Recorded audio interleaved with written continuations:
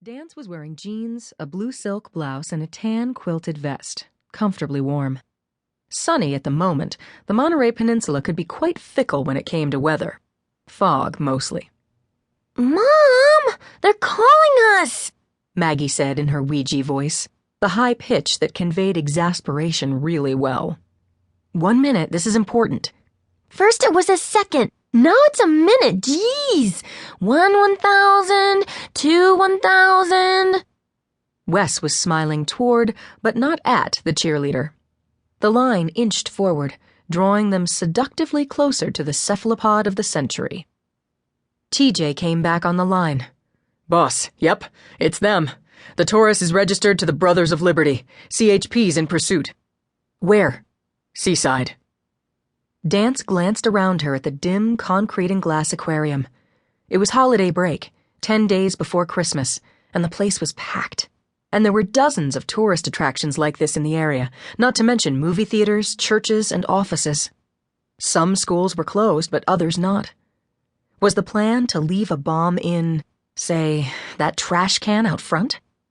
She said into the phone, "I'll be right in."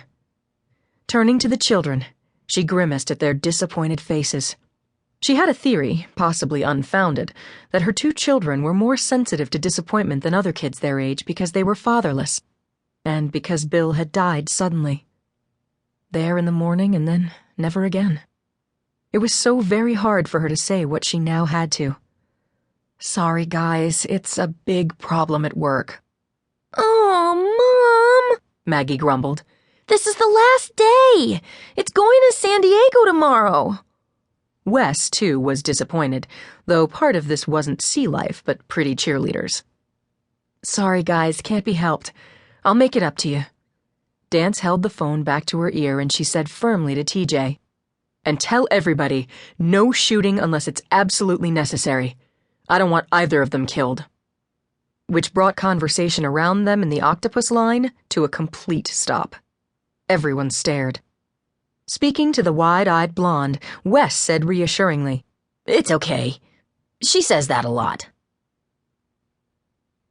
The venue for the party was good. The Monterey Bay Seaside Motel was near the water, north of the city. And what was especially nice about this place was that unlike a lot of banquet rooms, this one had large windows opening onto a stretch of beach. Right now, Carol Messner noted, the beach had that December afternoon look to it. Bleached, dusty, though the haze was mostly mist with a bit of fog thrown in.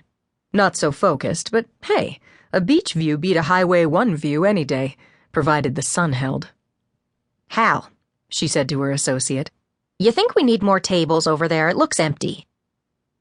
Carol, president of the local branch of the California Central Coast Bankers Association, was a woman in her 60s, a grandmother several times over.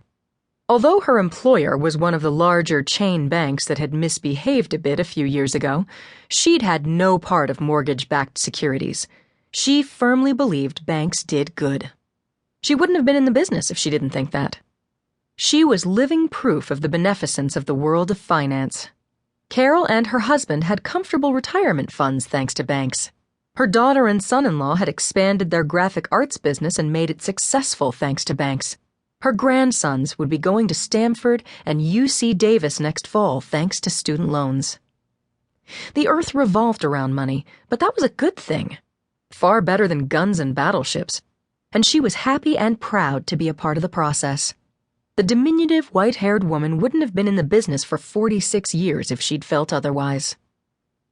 Hal Reskin, her second-in-command at the CCCBA, was a heavy-set man with a still face, a lawyer specializing in commercial paper and banking law. He eyed the corner she pointed at and agreed. "Asymmetrical," he said. "Can't have that." Carol tried not to smile. Hal took everything he did quite seriously and was a far better eye-dotter than she. Asymmetrical would be a sin, possibly mortal. She walked up to the 2 motel employees who were organizing the room for the Christmas party, which would last from 3 to 5 today, and asked that they move several of the round tent tops to cover the bald spot in the banquet room floor. The men hefted the tables and rearranged them. Hal nodded. Carol said, "De-asymmetricalized." Her vice president laughed.